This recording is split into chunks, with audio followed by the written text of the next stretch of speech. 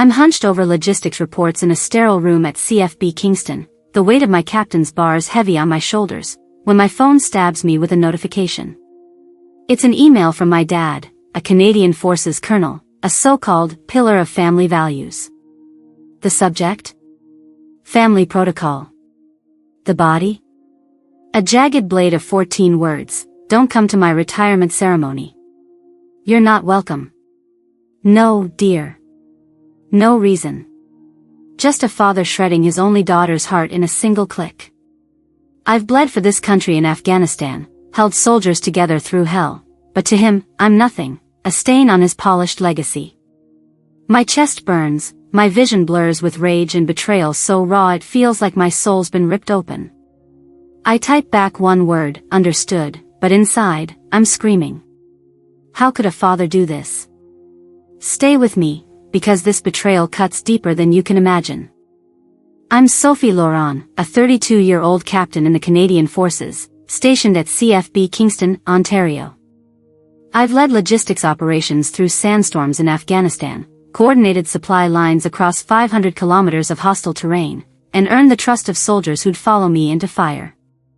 But to my father, Colonel James Laurent, I'm invisible, a daughter who never fit his vision of a military legacy. His email, that cold, 14-word dagger telling me to stay away from his retirement ceremony, wasn't a surprise. It was just the final cut in a lifetime of being sidelined. Growing up in our Ottawa home, Dad groomed my older brother, Ethan, to be the golden heir. Ethan, 3 years my senior, was the hockey star, the one with command presence, as Dad called it. Me? I was the quiet one, the girl who got straight A's at Carleton University but was told to keep my head down at my graduation. Dad's mantra was clear, the Laurent name belonged to men, decorated, loud, and unyielding. Ethan was supposed to carry it, but he bailed after a year at RMC, chasing a finance job in Toronto's Bay Street with his fiancée's family. I stepped up instead, clawing my way through officer cadet school, serving overseas, and rising faster than most. Did it matter? Not to Dad.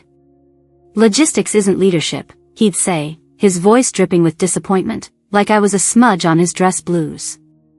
I used to think if I worked harder, pushed through 18-hour shifts, earned another commendation, he'd see me. But that email, sent from his pristine office at National Defense Headquarters, proved he didn't just ignore me, he resented me for wearing the same uniform he did. I'll never forget Thanksgiving 2019, when I showed up in my dress uniform, proud of my first deployment. Dad pulled me aside in the kitchen, his eyes cold. Take that off, Sophie. It makes your cousins uncomfortable. Uncomfortable? I just coordinated a supply drop under mortar fire, but my uniform was the problem. Ethan, meanwhile, got a toast for his strategic civilian partnerships. Every promotion I earned, every medal pinned to my chest, felt like shouting into a void. My mother, Claire, stayed silent, always smoothing things over with her polite smiles. And now, that email wasn't just a rejection, it was a declaration that I'd never be enough.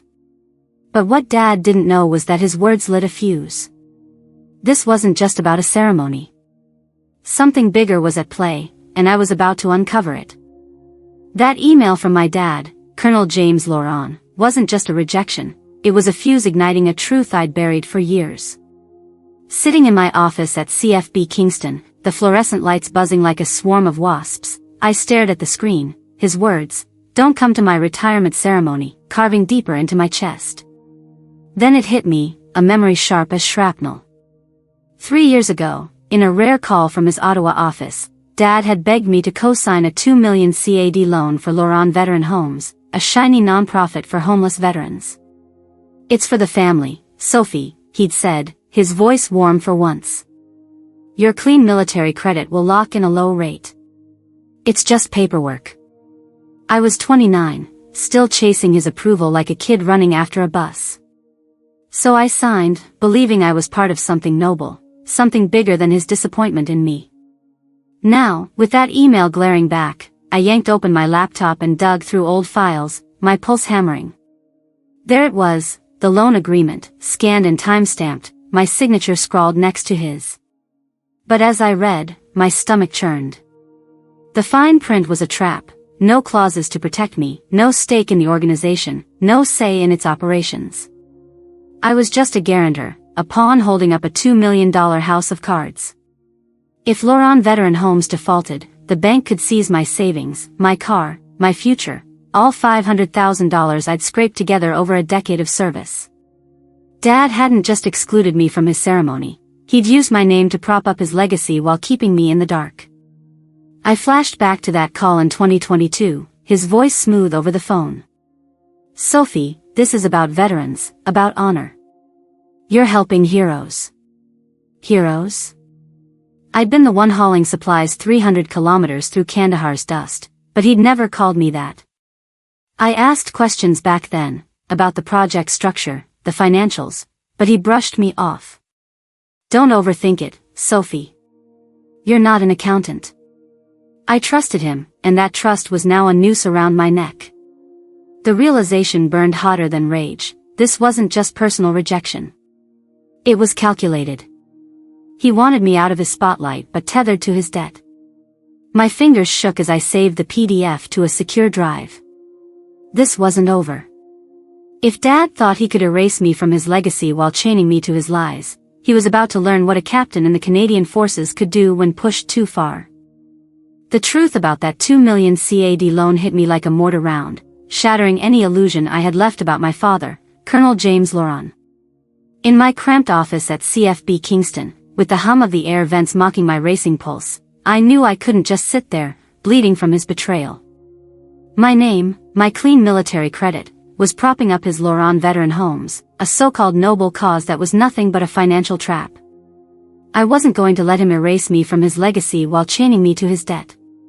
By 0900 hours, I was on the phone with Emma Nguyen, a sharp Ottawa lawyer who'd handled cases for military personnel before.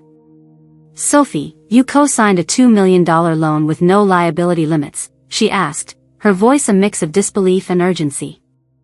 If this nonprofit defaults, they can take your savings, your car, your pension, everything. I gripped the phone, my knuckles white. He told me it was just paperwork, I said, my voice low, seething. Family helps family. Emma exhaled sharply. This isn't family. This is exploitation. I told her to draft the paperwork to withdraw my guarantee, knowing it would force Laurent Veteran Homes to refinance or collapse under its own weight. By noon, the documents were ready, and I drove 200 kilometers to Emma's office in Ottawa's Bywood Market, the city's pulse drowned out by the storm in my chest. Signing those papers felt like yanking a pin from a grenade, not out of spite, but survival. This will trigger a chain reaction, Emma warned, her pen hovering over the final page. The bank will demand new collateral, and your father's organization might not have it.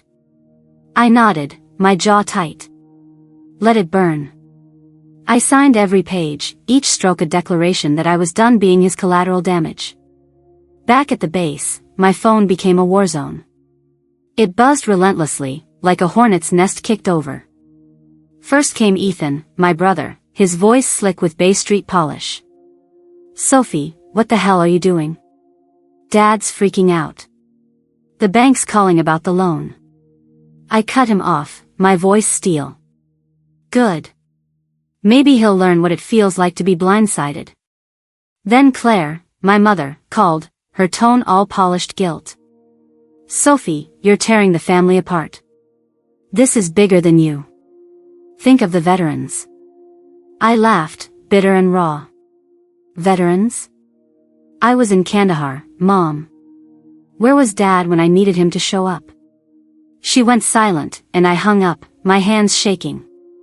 The nerve of them, painting me as the villain when they'd built their empire on my trust. That night, I crashed at Liam's apartment in Kingston, my best friend since RMC days. He was chopping onions for poutine, the kitchen smelling of grease and comfort, when I spilled everything, the loan, the betrayal, the signatures. Liam turned off the stove, his eyes steady. You're not the bad guy here, Sophie. You're just done being their doormat. This is overdue. His words were a lifeline, pulling me back from the edge of guilt. They're blowing up my phone like I owe them rent, I said, half laughing, half breaking. Liam slid a plate of fries across the counter. Let them scream. You're a captain, not a servant. You've got this. By morning, my inbox was a battlefield, emails from the Laurent Veteran Homes Board, veiled threats from their lawyer, even a message from Dad's old comrade at National Defense Headquarters, urging me to reconsider for the family's sake. I deleted them all.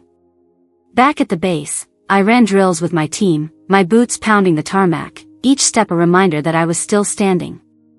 But as I checked my phone during a break, a new email from the bank landed, notice of guarantee withdrawal received. Review initiated. My heart thudded. This was real. Dad's house of cards was teetering, and I wasn't just watching, I was the one who'd pushed it. But the fight was far from over.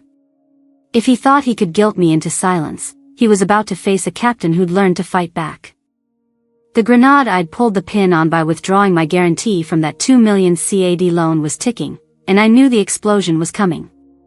At CFB Kingston, the morning after I signed those papers with Emma and Gwyn, my phone was still a war zone, buzzing with messages from my mother Claire, my brother Ethan, and Laurent Veteran Homes' legal team, all trying to guilt me into backing down.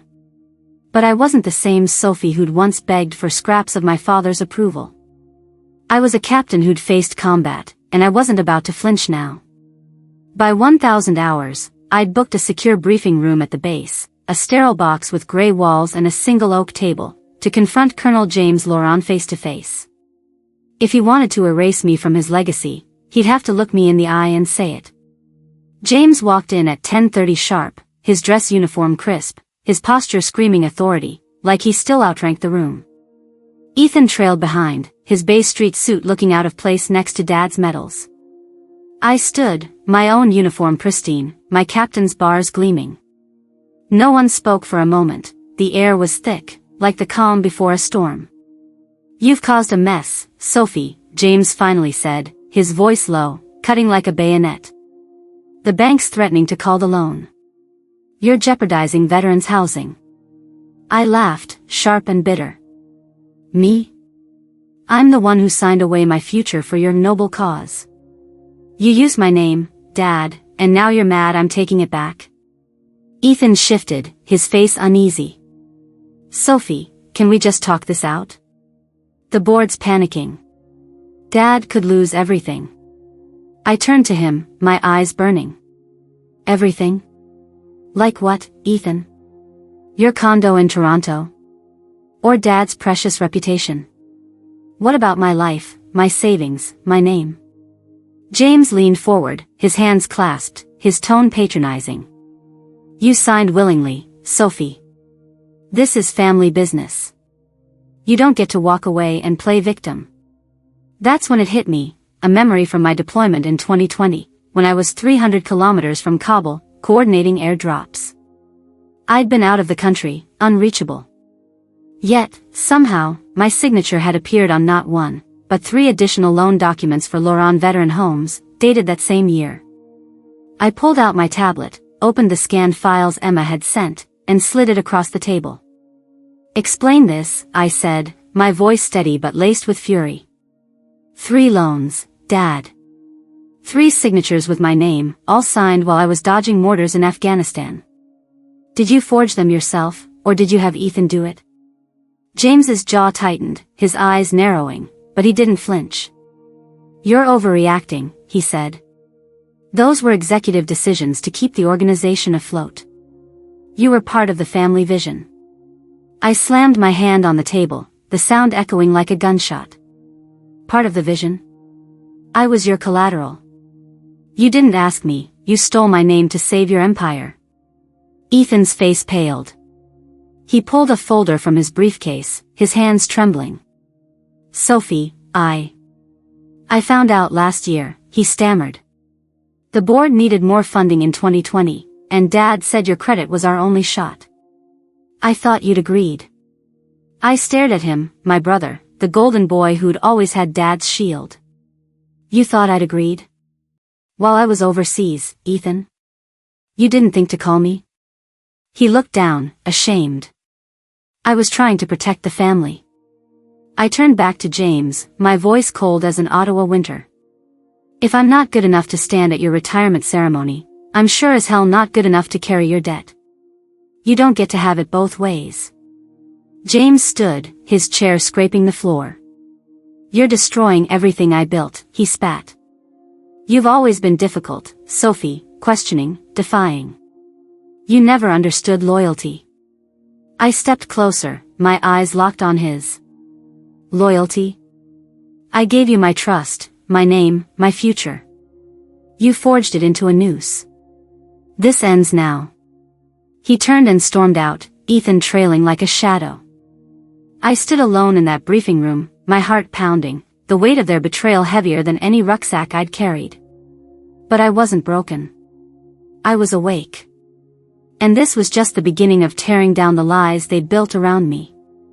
The echo of my confrontation with Colonel James Laurent and my brother Ethan still rang in my ears as I left the briefing room at CFB Kingston, my boots clicking against the linoleum like a metronome counting down to something I couldn't yet name.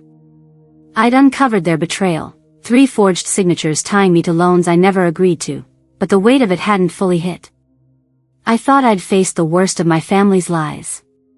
I was wrong. That evening, as the Ontario sun dipped below the horizon, painting the sky over Lake Ontario in hues of bruised purple, I drove 10 kilometers to my small apartment in Kingston's Sydenham ward. My phone, still buzzing with unanswered calls from Laurent Veteran Homes lawyers, felt like a live wire in my pocket. Then, a knock at my door. I opened it to find my mother, Claire Laurent, standing there, her charcoal coat buttoned tight, her face a mask of practiced calm. Sophie, we need to talk, Claire said, stepping inside without waiting for an invitation. Her voice was soft, the kind she used at Ottawa charity galas to charm donors, but it couldn't hide the tremor. I crossed my arms, my heart already bracing. What now, Mom? Another lecture about family loyalty? She sat on my couch, clutching her purse like a shield. I know about the loans, she said, her eyes avoiding mine. The ones you didn't sign. I've known since 2020. The room spun. My breath caught, sharp as a blade. You knew? I whispered, my voice cracking under the weight of her words. You knew Dad forged my name, risked my entire future, and you said nothing? Claire's lips quivered, but she pressed on. I thought it was for the greater good, Sophie. The veterans, the organization, it was bigger than us. Bigger than me, you mean, I snapped, my voice rising, raw with pain. I was in Afghanistan, Mom, coordinating convoys under fire, while you and Dad turned my name into a financial puppet. You let him use me. Claire flinched, her hands twisting the purse strap. I didn't want to hurt you, she said, her voice breaking. I thought if I stayed quiet, kept the peace, it would all work out. I laughed, a hollow, bitter sound that echoed off my bare walls. Work out? For who? For Dad's legacy? For Ethan's cushy Toronto life? What about me, Mom? Your daughter? She looked away, tears welling, but her silence was louder than any excuse. I'd spent years believing Claire's quiet support, her polite smiles at my promotions, her vague encouragements, meant something. Now I saw it for what it was, complicity. I turned away, staring out my window at the dark ripples of Lake Ontario, 500 meters away. The waves crashed against the shore, relentless, like the truth I could no longer escape. My mother, the one person I'd hoped might see me, had chosen Dad's empire over her own daughter. It wasn't just James's betrayal now, it was hers, too. The pain was a physical thing, a fist crushing my chest, deeper than anything I'd felt in combat. Get out, I said, my voice low, trembling with rage and grief. Claire stood, her face crumpling. Sophie, please. I'm sorry. But I didn't look back. You're sorry you got caught, I said. Go. The door clicked shut behind her, and I sank to the floor, my back against the wall. Alone. For the first time, I realized I had no family left, not one I could trust. But in that shattering moment, something hardened inside me. If they could betray me so completely, I'd build a life where their lies couldn't touch me. Claire's confession, that she'd known about the forged signatures since 2020 and stayed silent, left me shattered, a wound deeper than any combat scar I'd carried from Afghanistan. Alone in my Kingston apartment, the silence of Lake Ontario's waves 500 meters away felt louder than my own heartbeat. My family, the one I'd fought to prove myself to, had used me as a pawn and discarded me like a spent shell casing.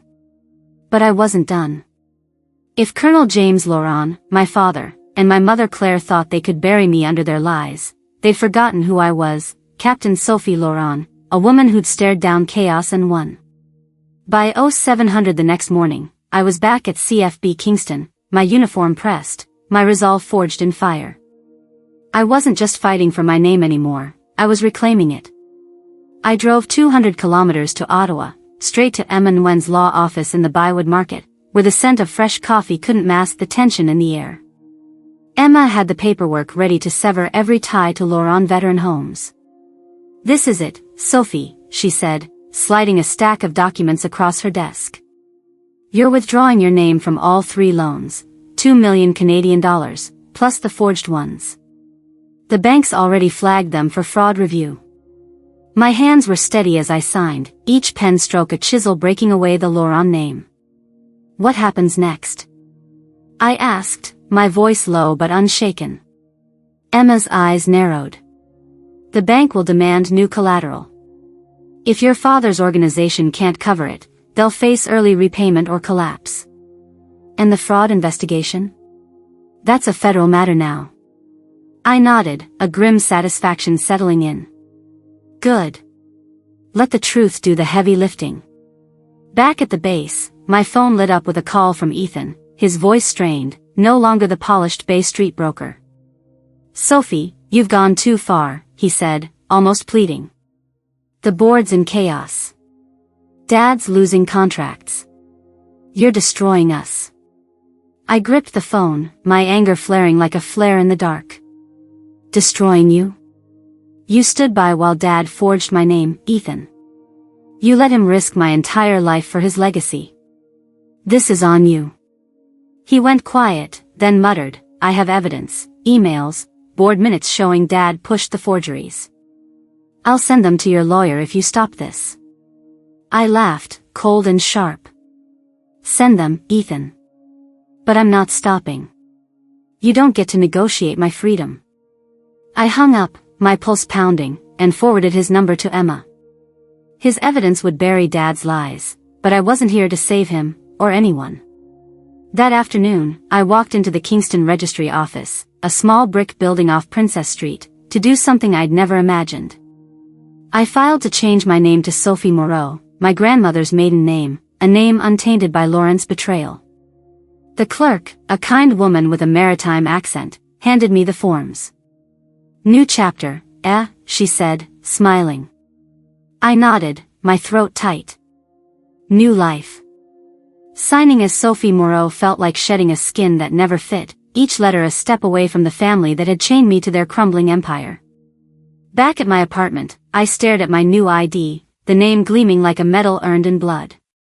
By 1600 hours, I got word from my commanding officer at CFB Kingston. I'd been promoted to major, effective immediately. The ceremony was set for next month, and for the first time, I'd walk out as Major Sophie Moreau, not Laurent. At the base gym that evening, I told Liam, my best friend, everything: Claire's betrayal, the forged loans, the name change. He leaned against the weight rack, his eyes steady. "You're not just cutting ties, Sophie. You're building a fortress. I'm proud of you." I smiled, the first real one in days. "Thanks, Liam. But this fortress is about to weather a storm." He raised an eyebrow. "Let it come. You've faced worse." As I left the gym, the Ontario wind biting my face, I felt it, a spark of freedom, fragile but fierce. James, Claire, and Ethan could keep their legacy. I was done carrying their weight. The fraud investigation was closing in, and I was ready to let it burn everything they'd built on my back. The act of signing my name as Sophie Moreau, shedding the Laurent legacy like a rusted chain, was like stepping out of a war zone into open air. I'd faced my father, Colonel James Moreau, and his forged signatures that chained me to a 2 million CAD debt. I'd stared into my mother Claire's eyes as she admitted to years of complicity. I'd stood firm against my brother Ethan's pleas to save their crumbling empire. Now, standing on the shores of Lake Ontario, 500 meters from my Kingston apartment, the waves crashing under a crimson sunset, I felt something new, not rage, not pain, but a quiet power. I'd torn myself free from their lies, and for the first time, I was building a life that was mine alone. At CFB Kingston, my promotion to major was official, my new nameplate gleaming on my uniform like a badge of survival. But this wasn't just about me. It was about the truth I'd learned through the fire. Back in my apartment, I sat at my kitchen table, the glow of my laptop casting shadows across the room. I opened a blank document and typed, "How to break free without breaking." It wasn't just a title, it was a promise to myself, a vow to turn this pain into something that could light the way for others. I thought about every moment that led here, the email that cut me out of Dad's retirement ceremony, the forged loans, Claire's silence, Ethan's excuses. Each betrayal had been a blade, but I'd forged them into a shield. I wasn't the girl who'd once begged for a seat at the Laurent table. I was Major Sophie Moreau, and I'd built my own.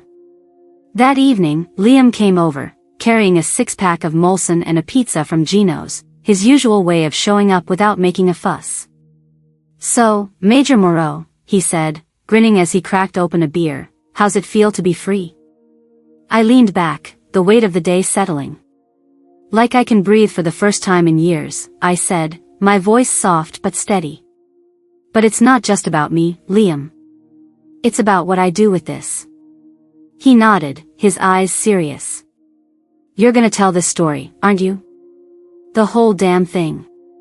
I smiled, fierce. "Yeah. And I'm not holding back." The next morning, I walked into CFB Kingston, my head high, my new name on every report I signed. My commanding officer, Colonel Patel, called me into his office. "Major Moreau," he said, his tone warm but firm, "your work on the logistics overhaul was flawless. You're setting a standard here." I nodded, pride swelling in my chest. "Thank you, sir. I'm just getting started." For years, I'd thought strength meant enduring silence, swallowing pain to prove I belonged. Now, I knew better. Strength was standing in the wreckage of betrayal and choosing to rebuild, on your own terms. This wasn't revenge. Revenge is loud, messy, desperate. What I did was quieter, sharper, it was survival. I didn't burn James's empire down, I stepped out of its shadow. I didn't need Claire's apologies or Ethan's guilt to validate me. I had my name, my rank, my truth. And if you're watching this, if you've ever felt erased by the people who should have lifted you up, know this, you don't need their permission to matter. Your worth isn't tied to their approval. It's in the choices you make when the world tells you to stay small. So, hit that subscribe button. Drop your story in the comments. Have you ever had to walk away from family to find yourself? I'm Sophie Moreau, and I'm here to share more stories of breaking free, of building something real. Because this isn't the end, it's the beginning. The waves of Lake Ontario crashed against the shore, 500 meters from my Kingston apartment, as I stood there the next evening, the wind carrying the weight of everything I'd lost, my father's approval, my mother's loyalty, my brother's trust. But in that loss, I'd found something unbreakable, Sophie Moreau. Not Laurent, not the name that chained me to a 2 million CAD lie or a family that saw me as collateral. I'd faced Colonel James Moreau's forged signatures, Claire's complicity, Ethan's excuses, and I'd walked away, not with revenge, but with clarity. Now, as Major Sophie Moreau, I stood on my own ground, my new name a beacon of what I'd built through the wreckage. This wasn't just my story, it was a map for anyone who's ever been erased by the people they loved most. Here's what I learned, and what you can take with you. First, setting boundaries isn't selfish, it's survival. When I told my lawyer Emma Nguyen to pull my name from those loans, I wasn't just protecting my $500,000 savings, I was reclaiming my right to exist without being used. Say no to the demands that diminish you, whether it's a family member's manipulation or a toxic expectation. Second, your value doesn't come from someone else's approval. I spent years chasing James's nod, only to realize my promotions, my missions in Afghanistan, my soldiers' trust, they were enough. You are enough, even when the world says you're not. Third, building your own legacy starts with believing in your truth. Changing my name to Moreau wasn't just paperwork, it was a declaration that I didn't need the Loran Empire to matter. Start small, write your story, take one step, claim your space. I'm sitting here now, in my Kingston apartment, typing how to break free without breaking, not for fame, but to share the fire I found in the ashes. If you've ever had to walk away from a family that didn't see you, you know this pain. But you also know the strength it builds.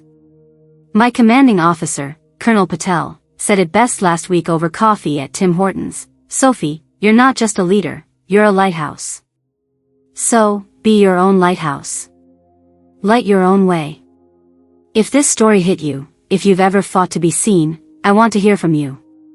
Drop your story in the comments, let's build a community of courage. Hit that like button if you're with me, and subscribe to True North Courage for more stories of standing tall. I'm Sophie Moreau, and I'm here, not to burn bridges, but to build new ones, ones that lead to truth.